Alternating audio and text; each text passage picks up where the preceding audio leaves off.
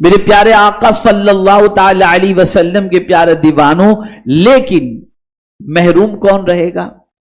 تو فرمایا گیا 3 لوگ محروم رہیں گے۔ نمبر 1،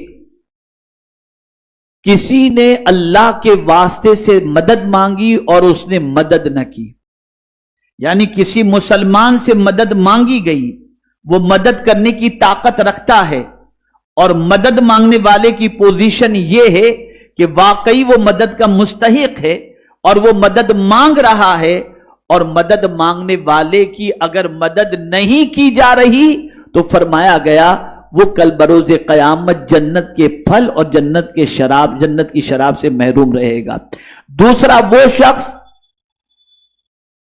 کہ اس کے پاس اس کے بھائی نے حاجت لا کر کے پیش کی کہ میری یہ حاجت ہے، میری یہ حاجت پوری کر دو، اگر وہ بندہ اس کی حاجت پوری کرنے کی طاقت رکھنے کے باوجود حاجت پوری نہیں کرتا تو فرمایا گیا وہ بھی جنت کے پھلوں سے محروم رہے گا اور جنت کی شراب سے محروم رہے گا۔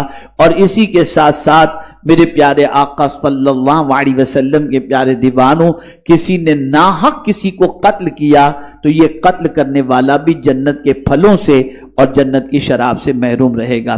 میرے پیارے آقا صلی اللہ تعالی علیہ وسلم کے پیارے دیوانوں، اب جو میں بات عرض کرنے جا رہا ہوں اسے اچھی طریقے سے ذہن کے اندر محفوظ کر لیں انشاءاللہ العظیم۔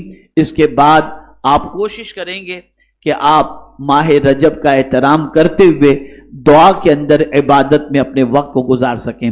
سیدنا عبداللہ ابن عمر رضی اللہ تعالیٰ عنہما فرماتے ہیں 5 راتیں ایسی ہیں جس میں دعا رد نہیں کی جاتی، جس میں دعا رد نہیں کی جاتی۔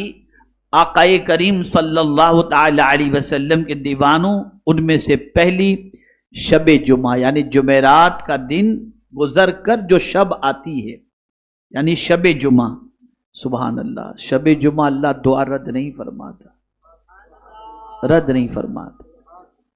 ہمارا حال یہ ہے کہ ہم ان راتوں کی قدر نہیں کرتے، بڑی برکت والی رات ہے۔ شب جمعہ کو اگر کوئی مر جائے اسے شہادت کا مرتبہ نصیب ہو جاتا ہے۔ شب جمعہ کثرت سے درود شریف اگر کوئی پڑھے تو حضور فرماتے ہیں صلی اللہ علیہ وسلم کنت لہ شہیدا و شفیعا یوم القیامہ۔ تو میرے پیارے آقا صلی اللہ علیہ وسلم کے پیارے دیوانوں، شب جمعہ میرے آقا صلی اللہ علیہ وسلم پر کثرت سے درود شریف پڑھنا چاہیے، اور شب جمعہ کو اللہ کی بارگاہ میں دعا کرنی چاہیے، اور دعا کا وقت درمیانی رات ہے کہ اس وقت بندہ جب دعا کرتا ہے تو اللہ اس کی دعا کو قبول فرماتا ہے۔ یہاں ایک بات اور عرض کروں، وقت اتنا نہیں ورنہ میں پوری تفصیل سے ایک تمہید کے اعتبار سے آپ کو سمجھاتا تو آپ کی سمجھ میں بات آ جاتی۔ مختصر میں یہ عرض کروں کہ کیا دعا کریں۔ اللہ والے رات کے آخری پہر میں کیا دعا کرتے تھے اور ہماری دعا کیا ہے؟ قرآن کہتا ہے وَالْمُسْتَغْفِرِينَ بِالْأَسْحَارِ، وہ رات کے آخری پہر میں اللہ سے معافی مانگا کرتے تھے۔ کون لوگ؟ جو رات کو عبادت کرنے والے، سجدہ کرنے والے، تقوی و طہارت اختیار کرنے والے، لیکن جب کہیں پتا چلا کہ اللہ عز و جل رات میں دعاؤں کو آخری پہر میں قبول فرماتا ہے تو ان کو سب سے زیادہ جس چیز کی فکر ستاتی وہ یہی فکر تھی کہ بس اللہ ہم کو معاف فرما۔ اور ہم اس کے علاوہ سب مانگتے ہیں، معافی ہی نہیں مانگتے۔ وہ نیکی کر کے معافی مانگتے ہیں، ہم گناہ کر کے معافی نہیں مانگتے۔ تو رات کے آخری پہر کے اندر شب جمعہ کو جس میں دعا رد نہیں ہوتی، اللہ کی بارگاہ کے اندر جہاں بہت کچھ مانگتے ہو وہ بہت کچھ مانگنے سے پہلے اللہ کی بارگاہ میں معافی مانگنی چاہیے۔ اسی کے ساتھ رجب کی پہلی رات، یہ بھی وہ رات ہے کہ اس رات میں بندہ اپنے رب سے دعا کرے تو اللہ اس کی دعا کو قبول فرماتا ہے، رد نہیں فرماتا۔ ایسے ہی شعبان کی 15ویں شب، اور ایسے ہی عید الفطر کی رات اور عید الاضحیٰ کی رات، یعنی جو رات کے بعد دوسرے دن عید ہونے والی ہے، چاہے وہ عید الفطر ہو چاہے عید الاضحیٰ ہو، چاند رات اس کو سمجھ لیجئے، جو ہے رمضان کی چاند، شوال کی چاند رات، اور عید الاضحیٰ سے مراد جو ہے وہ ذی الحجہ کی 9ویں تاریخ گزرنے کے بعد جو 10ویں شب آتی ہے وہ عید کی رات۔ یہ دونوں عید کی رات 15ویں شب ماہ رجب کی پہلی رات، اور اسی کے ساتھ شب جمعہ اللہ عز و جل اپنے بندوں کی دعاؤں کو قبول فرماتا ہے، رد نہیں فرماتا۔ تو میرے پیارے آقا صلی اللہ تعالی علیہ وسلم کے پیارے دیوانوں، ان راتوں کی قدر کریں اور اللہ عز و جل کی بارگاہ کے اندر جی بھر کر اپنے لیے مغفرت کی دعا کریں۔ اللہ رب العزت جل جلالہ، آقا کریم رؤوف الرحیم علیہ التحیۃ والتسلیم کے صدقہ و طفیل مجھے، آپ کو، سب کو اللہ اور اس کے رسول کے ارشادات پر عمل کی توفیق عطا فرمائے۔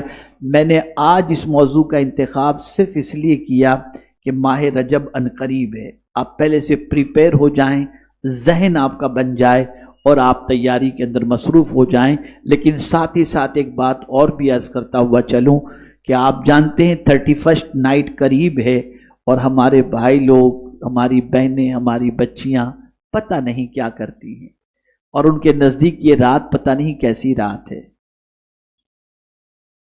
خدا کے لیے خرافات سے بچو، ناچ گانے باجے تماشے سے بچو۔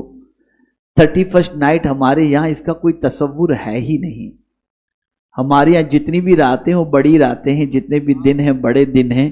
تو ہمیں کرنا کیا ہے اللہ نے ہم کو بتا دیا، ہم اسے کرنے کی بجائے کچھ اور چیز کرنے میں لگ جاتے ہیں۔ ہے طاقت برداشت کرنے کی عذاب کی؟